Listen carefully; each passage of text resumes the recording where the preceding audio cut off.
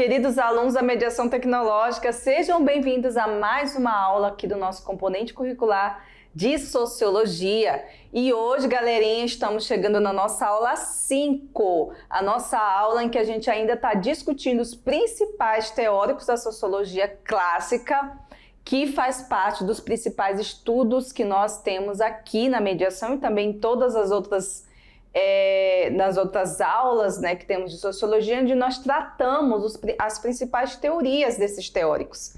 E hoje a gente vai falar de um teórico muito importante, que tem absoluto assim, respeito, porque ele trouxe para a Sociologia um caráter científico, um caráter de respeitabilidade.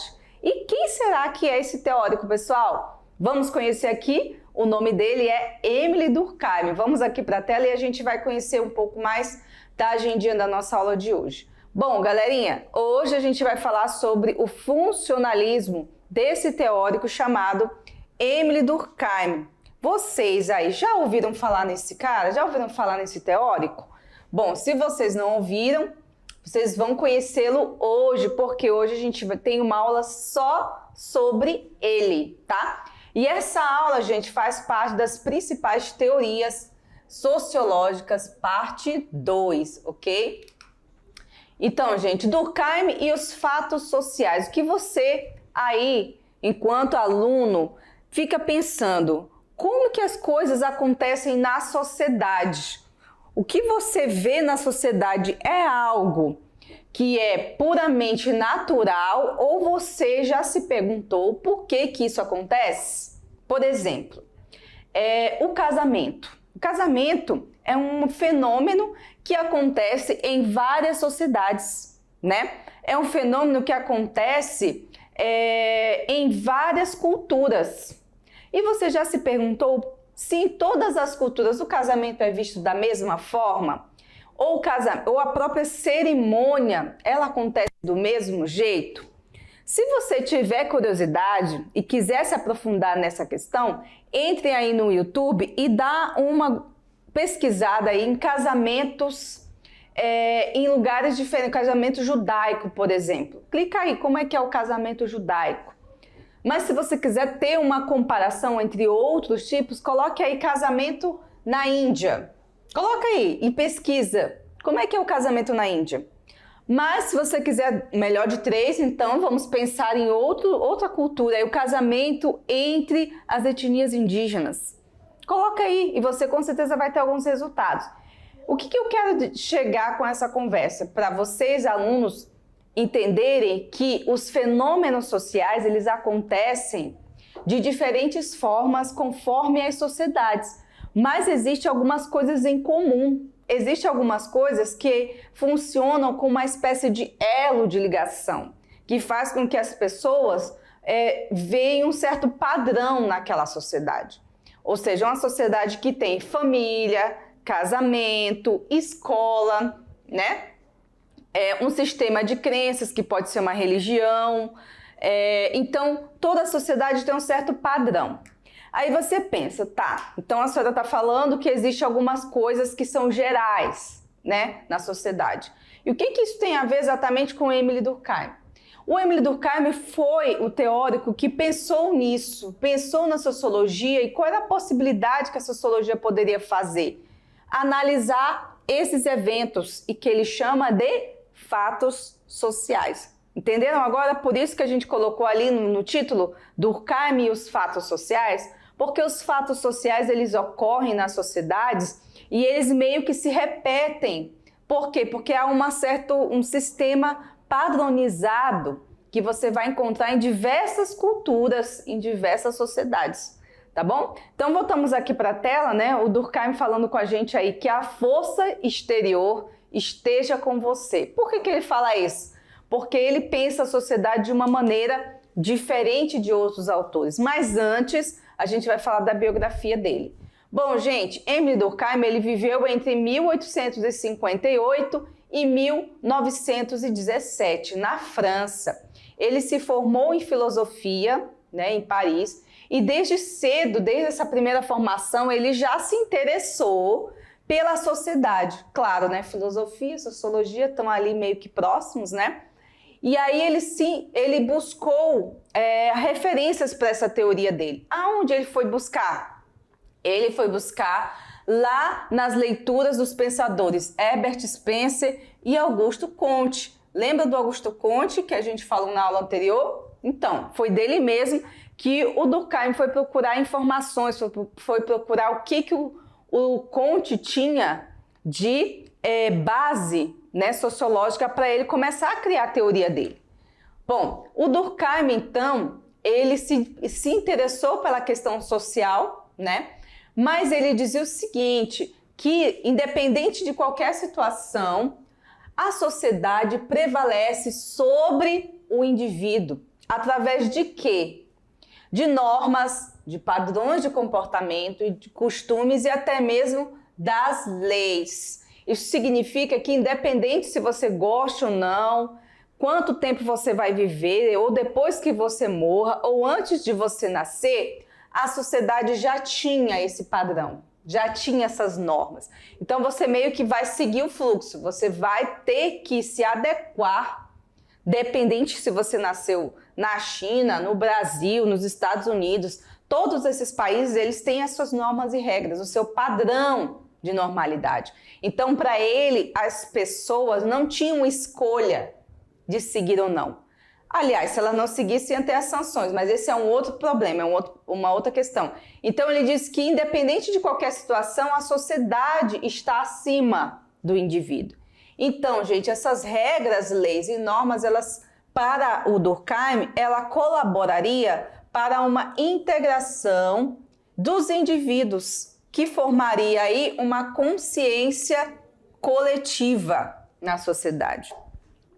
Agora eu vou dizer para vocês, coletividade, né? Consciência coletiva é quando várias ações juntas vão formando um sistema de pensamento que as pessoas já naturalizam, né? Então, essas normas sociais, leis, esses comportamentos que vão variar de cultura para cultura, ele vai formando no indivíduo uma consciência que se alastra também para os outros membros semelhantes dentro da sua sociedade. Então as pessoas meio que vão agindo de acordo com aquilo que está ali no momento.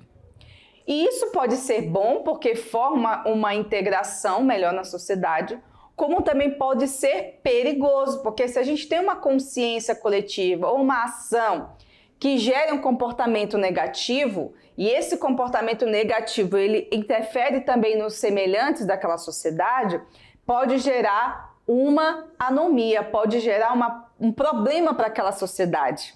Né? De repente, assim, vandalismo. Então, todo mundo ali, naquele momento, naquela tensão social, começa a se juntar e sair pelas ruas quebrando tudo. Isso pode levar a um problema, né? O Durkheim chama a atenção que a sociedade, para ela se manter saudável, ela tem que estar integrada. Isso quer dizer que as pessoas têm que estar em harmonia coletiva, né? Não só em harmonia individual, mas essa harmonia coletiva, né?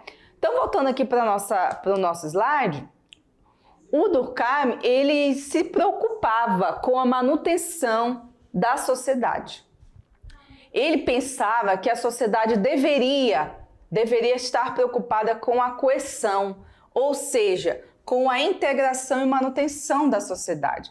Porque ele tinha muito medo de que, em algum momento, a sociedade perdesse esses laços coletivos e as pessoas começassem a se revoltar, né? Como eu disse para vocês ali, ainda agora na fala anterior, que uma pessoa revoltada influencia a outra e a outra influencia a outra. E se a gente não tomar cuidado, daqui a pouco a gente tem um grupo de pessoas revoltadas. Isso é bom para a sociedade? De certa forma, não. Depende de que revolta a gente está falando, né? Mas na maioria das vezes não é bom. Então, o Durkheim tinha essa preocupação que a sociedade estivesse sempre reafirmando os seus laços coletivos, né? Essa coesão da sociedade. Bom, e aí, o que é os fatos sociais? Durkheim queria que a sociologia parecesse que fosse uma ciência respeitada. Então, para ele, os seus conceitos, eles deveriam ter um máximo de distanciamento sentimental, possível, sentimental, coletivo. Então, assim, o pesquisador, nesse papel de pesquisador e de cientista social, ele tinha que manter um certo distanciamento da sociedade. Então eu, Elisângela, não poderia me envolver sentimentalmente com aquele fenômeno. Ou seja, eu deveria sair do meu papel de integrante daquela sociedade e tomar um distanciamento simbólico, assim, claro, né? Para eu poder ter condições de visualizar aquele fenômeno sem ter julgamentos, sem ter paixões ideológicas, sem ter uma preferência disso ou daquilo. Então, o sociólogo, o cientista social, ele tem que procurar ter o que na ciência a gente chama de... tem uma palavra que a gente fala, né, quando a gente quer manter a neutralidade, pronto, essa palavra. Então, o cientista social, ele tem que buscar manter essa neutralidade. Para quê? Para ele não se envolver com aquele fenômeno e depois, quando vai ter análise científica, aquilo não é ciência, porque envolveu totalmente as paixões daquele pesquisador. E isso eu estou falando pela ótica do Durkheim, tá? Quando a gente vai para outros caminhos científicos, a gente já tem outras experiências. Mas nesse momento a gente está focando no que o Durkheim está afirmando para a gente. Muito bem, então voltando aqui para o quadro, o Durkheim entendia que o fato social deveria ser visto como uma coisa. Por que ele fala coisa? Porque para ele aquilo não deveria nos trazer sentimentos e preferências. Então os fatos sociais podem, né, segundo Durkheim, estão relacionados com formas de pensar, de sentir, de agir, que exercem uma certa força externa sobre nós. Ou seja, que nos pressionam a fazer, sentir ou pensar daquela maneira. Essa força que o Durkheim tanto fala, ele chama isso de coerção. Então, a sociedade, ela pressiona o indivíduo a agir de determinadas maneiras conforme os comportamentos, regras e crenças daquela sociedade. Então, para ele, de qualquer maneira, a sociedade, ela precedia os seres humanos. Então, independente assim, eu nasci, já existia aquelas regras, já existia todos aqueles fenômenos sociais. Então, de determinada forma, eu era pressionada a viver daquela maneira. Por quê? Porque eu já não nasci numa sociedade assim, tá? Então, isso faz com que a sociedade, ela haja sobre os indivíduos de uma maneira a trazer os indivíduos para essa coletividade. Fazer com que os indivíduos se adequem, tá? Então, nessa imagem aqui do lado que eu escolhi, é uma imagem de um enlace, né? Um casamento. Eu gosto de usar o exemplo do casamento. Desde a nossa infância, quando a gente começa a aprender os valores de uma sociedade, você já ouve falar na palavra casamento. É ou não é? E o casamento é um evento social de reafirmação, de surgimento de uma nova instituição. Pode olhar lá na Constituição Federal, né? Quando você vê, quando duas pessoas se juntam, né? E hoje a gente não pode falar só de casamento heterossexual, porque a gente tem outras formas de casamento já consideradas legais, né? Quando duas pessoas se juntam, elas estão formando uma nova instituição social também, que é a família, né? A família nasce da junção de duas pessoas que decidem viver juntas, partilhar da mesma casa, na maioria das vezes, né? Começar uma vida a dois, né? Então, o casamento é uma instituição social. O casamento é o início de muita coisa, né? É o início de uma família. E a família, a junção de várias famílias, vem a comunidade e de várias comunidades a sociedade. Então, ela é uma célula no meio do corpo todo, né? Então, a gente tem várias célulazinhas transitando, várias famílias, né? E quando a gente nasce, o casamento, quando a gente cresce de uma certa idade, isso já vem sendo nos cobrado. Chegou na juventude, e aí, vai casar, não vai casar, ou vai ficar só namorando, né? Tem que casar, tem que constituir uma família, e as pessoas vão, né? E a própria pessoa também, muitas vezes, se vê naquela situação, não, eu quero casar, eu quero constituir uma família, né? e vai afunilando isso na vida adulta, porque aí na vida adulta a cobrança é maior. Aí você de repente, não, vou casar então, né? Tem toda essa questão aí de ter uma família, porque senão eu vou ficar velha ou velha, ninguém mais vai me querer, tudo mais. Aí você casa, né? E aí depois vem uma outra etapa da cobrança, porque quando você terminou a obrigação social, que é casar, não é só uma obrigação, mas a gente vê como uma prática social também. Quando você casa, aí vem a cobrança dos filhos. Não, mas e aí? Vocês casaram, vou ficar quanto tempo aí? Você tem nenhum filho? Tem que ter pelo menos um filho. Aí vem a cobrança do filho, né? Então a sociedade, ela vai determinando certas ações sociais que a gente nem sempre a gente quer, mas a gente também é pressionado, né? Então a sociedade vai padronizando esses comportamentos, ou seja, um indivíduo adulto, ele tem que ser casado, né? Por exemplo, até mesmo para alguns cargos sociais, políticos e religiosos, você precisa ter passado pelo casamento, porque existe uma exigência, existe idades determinadas para determinadas funções, né? Existe gênero ainda para determinadas, tem que ser um homem para ser piloto. Hoje em dia não, né? Mas antes tinha essa cobrança. Então existe essa generalização e essa padronização de comportamento. E o casamento, como eu digo, é um fato social, porque ele está presente em todas as sociedades, de uma certa forma, mas ele também é algo que é cobrado dos seres humanos, as pessoas que estão ali naquela sociedade. Então ele está presente em todas as sociedades, cada uma da sua maneira. Talvez você vá lá pesquisar na sociedade judaica, o casamento é visto de uma outra maneira. Você na indiana, pode ser que você encontre particularidades daquele momento. Então você tem que analisar. Mas que o casamento em si, a união de duas pessoas é algo muito comum em todas as sociedades, isso é um fato, né? Então, voltando aqui ao nosso slide, galerinha, a gente vai analisar mais um pouco esse fato social que o Durkheim tanto fala nas suas teorias. Vamos lá. Para ele, o fato social não é apenas uma coisa que acontece em todas as sociedades, um fenômeno. O fato social, ele é além disso, ele tem características. Que características são essas? A gente tem a generalidade, a externalidade e a coercitividade. Começamos então pela generalidade. Para Durkheim, esse fato social, ele tem que ser algo muito conhecido em todas as sociedades, ele tem que ser reconhecido naquela sociedade, naquele grupo social. Então, se for um evento ou uma coisa que é peculiar, que só aconteceu uma vez a cada 1000 anos, não é um fato social. Por quê? Porque para ele, a sociedade ela tem que estar acostumada com aquilo. É uma coisa que já existe, que todo mundo conhece. Por exemplo, o crime. O crime é um fato social, né? Porque todo mundo, em todas as sociedades, existe esse fenômeno.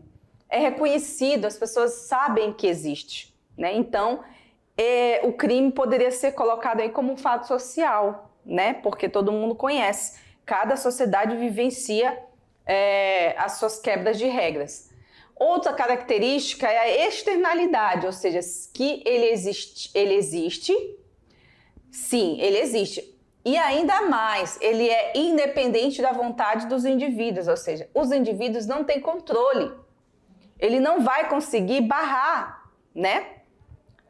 Vamos dizer assim, uma coisa recente, que a gente pode dizer que daqui a algum tempo poderia ser colocado como fato social. A inteligência artificial, né? A inteligência artificial está começando a chegar nesse patamar. Além de ser independente da nossa vontade, ela está aí, está se colocando, se impondo. Daqui a um tempo ela vai estar em praticamente todas as sociedades. Então existe uma possibilidade muito grande da inteligência artificial virar um fato social, né? Então, independente das pessoas gostarem ou não, existe o casamento. Mas eu não quero casar. Tudo bem, não quer casar, mas a instituição em si ela vai continuar existindo. Não quero ter filho. Tudo bem, é uma escolha sua individual, mas socialmente falando, a maioria das pessoas vão casar e vão ter filhos. Ponto. Mas vai ter 3, 4, outro vai ter 1, não importa. Esse é o padrão, digamos assim, o padrão social. E a coercibilidade? A coercibilidade é uma força que pressiona, né, externamente os indivíduos, não é uma pressão interna, é uma pressão externa, porque não é o indivíduo que faz, mas é os indivíduos, é a sociedade que molda o comportamento individual daqueles indivíduos. Então, o coletivo traz, né, esse peso. Então, a gente tem cada vez mais, na era das ciências sociais, uma pressão em cima dos indivíduos, principalmente aqueles que se expõem. Indivíduos que estão na rede social têm que tomar cuidado com o que fala, com o que veste, até mesmo com o seu corpo, né? Tem que estar num padrão, porque senão leva a críticas. Então, cada vez mais a sociedade cria esses fatos que acabam levando para esses indivíduos mais pressões ainda do que tinham antes, né? Porque cada vez que eu crio regras, padrões, isso vai pressionando o indivíduo a ter que seguir aquilo. Então, para o Durkheim, todas as coisas criadas coletivamente, né, e a gente vai lá e dá o nosso ok, pode fazer, ok, pode me julgar, que nem os cancelamentos, aí as pessoas são canceladas porque falou isso, porque falou aquilo, porque não concordou com fulano, com cicrano, e aí a gente dá o ok para isso, um linchamento virtual, que mais tem hoje em dia. A pessoa disse disse uma frase infeliz, aí vem aquele linchamento midiático, né? Um linchamento virtual que leva às vezes a pessoa até a depressão. Por quê? Porque ela não estava esperando aquilo, né? Então, o coletivo, gente, ele tem um poder muito grande tanto de promover como também de destruir, não é mesmo? Então, aqui, passando mais adiante sobre esse assunto ainda do fato social, a gente tem alguns exemplos aqui, ó, para vocês do que seria fato social. O direito é um fato social, a educação é um fato social, né? Você vai ver mas professora, não existe escola, educação nas comunidades indígenas isoladas. Não existe mesmo a escola como a gente pensa, mas a ideia de aprender, de educar, lá vai ter. Vai ter alguém ensinando alguma coisa, não necessariamente precisa ser dentro de uma sala de aula, mas vai ter alguém ensinando e vai ter alguém aprendendo. Então é educação, não é, gente? Claro que é. A divisão social do trabalho é um fato social. O casamento, as crenças religiosas, né? Independente se você é evangélico, católico, espírita, todas as sociedades vão desenvolver os seus sistemas de crença. Então, é um fato social, né? As políticas, né? O pensamento político também é um fato social. E os esportes, né? Porque todas as sociedades, e o lazer, né? A gente poderia colocar aqui também. Todas as sociedades, elas constroem uma maneira de se exercitar, uma maneira de lazer, né? Então, isso também é um fato social, tá bom? Bom, agora a gente vai para a parte interessante também da aula do Durkheim, que é sobre as instituições. Como eu disse para vocês, toda sociedade ela vai construindo aos poucos a sua ideia de instituição. Algumas instituições elas são mais sólidas, outras nem tanto. Então vai depender muito da sociedade que a gente está falando, né? Bom, a instituição ela é um mecanismo que ajuda a organizar uma sociedade. Então, ela tem toda uma questão material, uma instituição, prédios complexos, né? Como as instituições do governo, por exemplo, como também tem a questão simbólica, que é as instituições que organizam as leis, as regras, né? O que é ensinado nas escolas, ou você acha que isso aqui que a gente ensina para vocês é aleatório, do pensamento, da cabeça da professora? Não é, gente, tem toda uma instituição por trás disso. Quem é que pensa os conteúdos? Quem é que organiza? E quem é que faz as referências? Tem todo um trajeto, né, para chegar até aqui. E para isso a gente tem que entender que toda instituição também é um conjunto de regras, é um conjunto de procedimentos, é um conjunto padronizado, tá? Então, sociedade com uma instituição que não tem regras não é instituição. Toda instituição necessita basicamente de ter uma organização. E essa organização, além de tudo isso, ela tem que ser reconhecida e aceita pela sociedade. Então, a sociedade, de certa forma, ela vai sancionar, vai dizer, não, tá certo, tem que existir escola. Agora já se tem uma discussão, não quero mais escola, eu quero educar meu filho em casa. Eu posso? Tá, até um tempo desse não podia e tinha que discutir nas leis se pode, se não pode, qual é a idade, como que vai ser, né? Então tem toda uma questão aí que a gente precisa prestar atenção.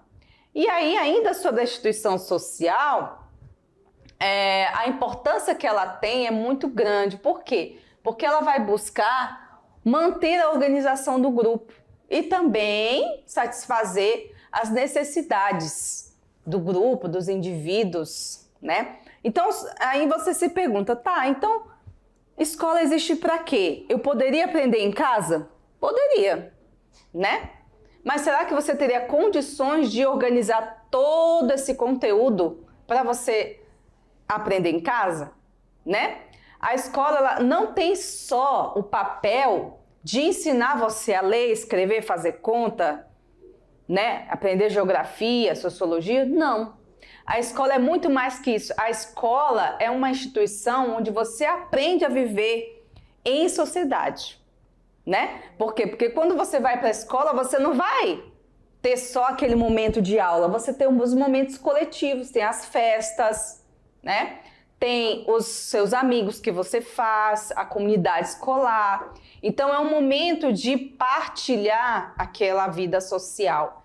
Então a escola é um projeto também. É um projeto de ensinar o indivíduo, por exemplo, você pode, o certo, né? Você pode sair da aula a hora que você quiser para ir para casa, para ir no banheiro? Não, porque existem regras.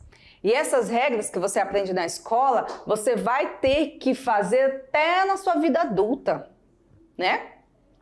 Não é porque você está na escola e você, terminou a escola, agora eu posso fazer o que quiser. Não, gente, pelo contrário. Quando a gente sai da escola, é que você vê que tudo aquilo que você aprendeu fazia sentido.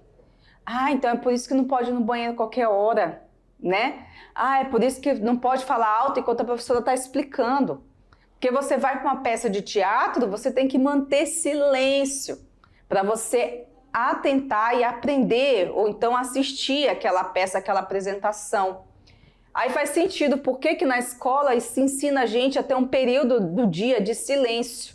Por quê? Para que a gente possa também ouvir o outro ou apreciar outras coisas, outras artes. Então, gente, pensem nisso. A escola não é um lugar só para você aprender matérias. A escola também vai te ensinar a viver lá fora, a viver quando adulto, você saber se comportar.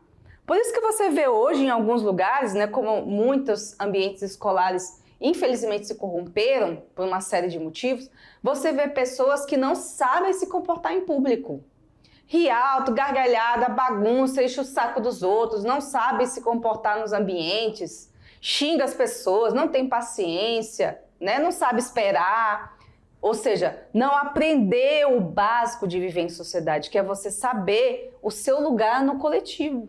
Esse é um problema sério, porque as pessoas, todo mundo quer satisfazer as suas vontades individuais, mas esquecem que a gente precisa respeitar o coletivo, senão a gente não consegue viver em sociedade. Infelizmente, não tem como você viver em sociedade e só querer fazer a sua vontade. Você só vai conseguir fazer a sua vontade até, 3 anos, e olhe lá, que tem mãe que já corta as asinhas ali. 1 ano, 2 anos já corta as asinhas, né? Até porque até 2 anos a criança ainda não tem maturidade cerebral para entender uma regra, né? Mas a partir dos 3, 4 anos a criança já tem maturidade para saber o que é o não. Já sabe o que pode e o que não pode. Ou seja, você aí com 20 anos, com 18 anos, ainda às vezes está se comportando com uma criança de 3 que não quer aprender as regras, né? Isso é uma coisa muito complicada hoje em dia, né? Muito bem, então voltando aqui para a discussão do Durkheim, para vocês verem como que o cara falou lá no século XIX e até hoje faz sentido, né? Que a gente está falando aqui. A gente vai para a parte da solidariedade social. Como que a gente coopera uns com os outros? Será que a gente faz isso de bondade? Fala, vou ser bonzinho aqui, vou cooperar. Ou a gente faz isso por obrigação? porque sabe que se não cooperar, as coisas não funcionam. O que vocês acham, pessoal? Vamos ver aqui o que o Durkheim pensa? Muito bem, olha só. Toda a sociedade, gente, ela precisa ter a cooperação, né? A solidariedade. Toda sociedade tem isso. Aí o que o Durkheim pensa? Que a soma das consciências individual com a consciência coletiva formaria então esse ser social, que somos nós. Todos nós somos seres sociais, né? Alguns sabem viver em sociedade, outros não, mas a tendência é que todos nós já nascemos com essa tendência de sermos seres sociais. E aí, a gente, para ter uma vida social, nós precisamos partilhar com os membros do nosso grupo. Então, a solidariedade para Durkheim se daria pela consciência coletiva, pois essa seria responsável pelo nosso sentimento de ligação entre as pessoas. Isso não quer dizer que eu vou amar todo mundo. Eu vou amar todo mundo, o dia, gratitude, nada disso. O que a gente está falando aqui é o laço social, as pessoas saberem viver em sociedade. Como eu disse para vocês, você está no lugar público, você vai sair gritando, ei, não sei o quê, não sei o quê, e desrespeita o professor, desrespeita seus pais, desrespeita autoridades. Isso é ser um ser social? Não, isso é uma rebeldia, né? Mas as pessoas que chamam a atenção para o Durkheim é que, à medida que você vai crescendo, você vai entendendo seu papel na sociedade, tá? E aí ele chama a atenção para dois tipos de solidariedade, a solidariedade mecânica e a orgânica. O que quer dizer isso em prático? Vamos começar então com a solidariedade mecânica. Bom, na sociedade mais antiga, as sociedades mais tradicionais, as pessoas praticamente partilhavam dos mesmos valores. Por quê? Porque os grupos eram pequenos, as pessoas, digamos, uma comunidade ribeirinha lá de 500, no máximo 300 pessoas que moram ali, as pessoas todas se conhecem, né? Na maioria das vezes professam a mesma fé, as pessoas vão nas mesmas festas, as mesmas coisas, então tudo é muito parecido, até as crenças religiosas, os interesses materiais, né? E aí nesse grupo tudo fica mais próximo e aí isso é mais fácil de ter a coesão social. Você vai lá para uma área de sítio, uma área rural, você vê que as pessoas são mais próximas, né? Porque parece que tudo fica mais fácil, porque todo mundo se conhece, às vezes é até parente. Então essa relação da coesão fica mais fácil. Mas quando a gente vai para uma sociedade mais moderna, digamos assim, maior, com mais pessoas, aí as coisas mudam. Aí quando a solidariedade vai mudar. Por que ela vai mudar? Vamos para a solidariedade orgânica. É aí que o Durkheim ele chama atenção, porque ele diz que quando a sociedade se industrializa, a sociedade europeia, nesse caso, que ele está analisando, essa solidariedade passa a ser diferente, porque aumenta-se o número de pessoas morando no mesmo lugar, na cidade, como ele mesmo diz. As funções sociais também passam a ter muito mais categorias, né? E a moral também muda, porque diminui o papel da religião e aumenta o papel do capitalismo. Isso faz com que a solidariedade também mude. Então, essa solidariedade orgânica, ele diz que é fruto das diferenças. Enquanto aqui na solidariedade mecânica se valorizava a semelhança, né? As pessoas buscavam mais ser parecidas. Já aqui na solidariedade orgânica, o que se diz, o que se busca é as diferenças. Mas dentro dessas diferenças, a gente vai ter que buscar alguns laços que nos unem. Então, há essa necessidade de cooperar, né? Ou seja, pelo menos na parte dos serviços. Ou seja, a gente construiu em cima do capitalismo uma interdependência. Mas essa interdependência não são laços afetivos, são laços materiais que nos unem.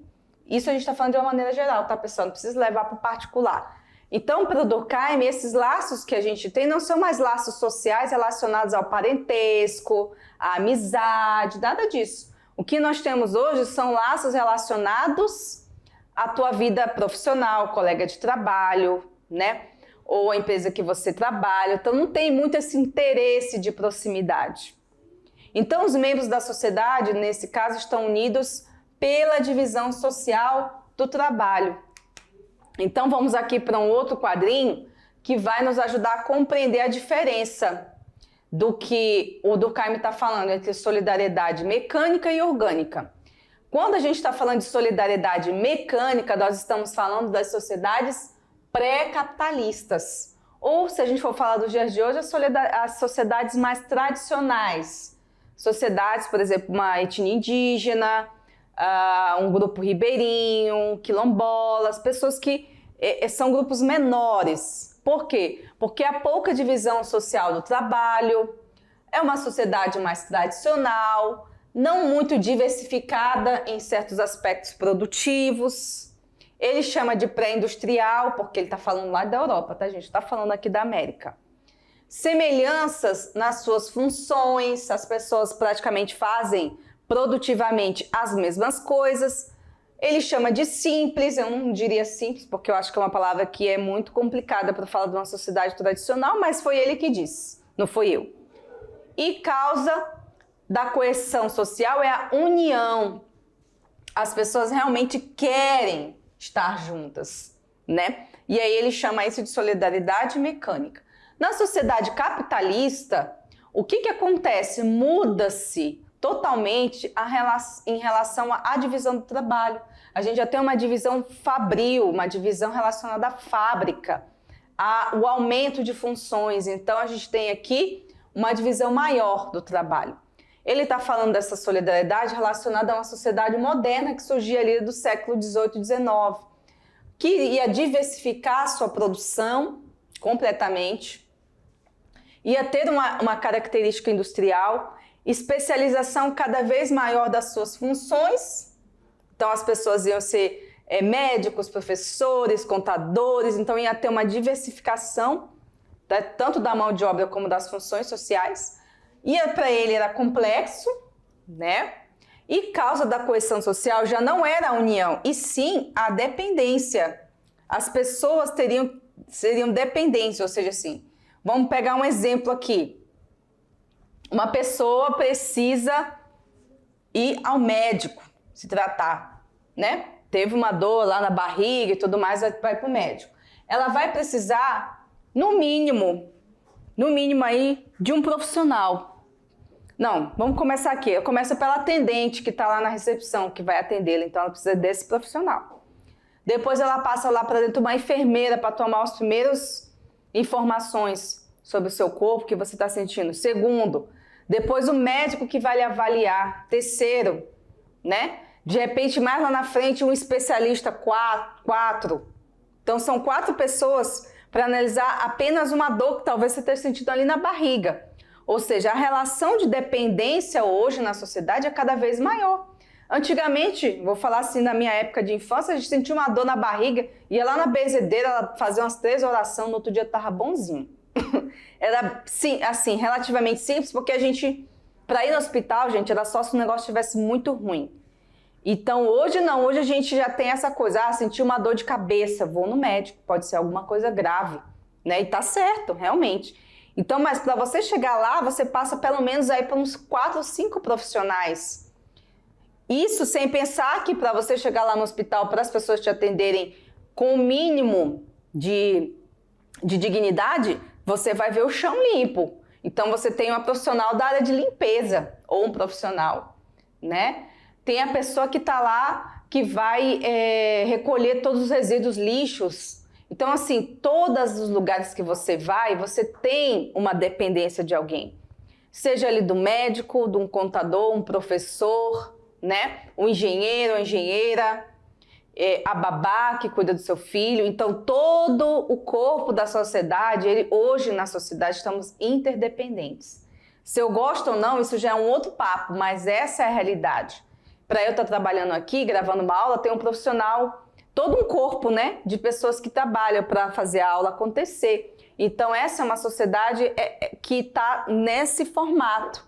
Eu tenho alguém que precisa do meu trabalho E eu também preciso do trabalho deles para que o meu trabalho fique bem feito, entende? Então é uma relação de dupla, de vai e vem. Eu preciso da pessoa, a pessoa precisa de mim. E assim é a característica dessas diversas sociedades que vem aparecendo ao longo do tempo aqui, onde nós estamos hoje no século XXI, né?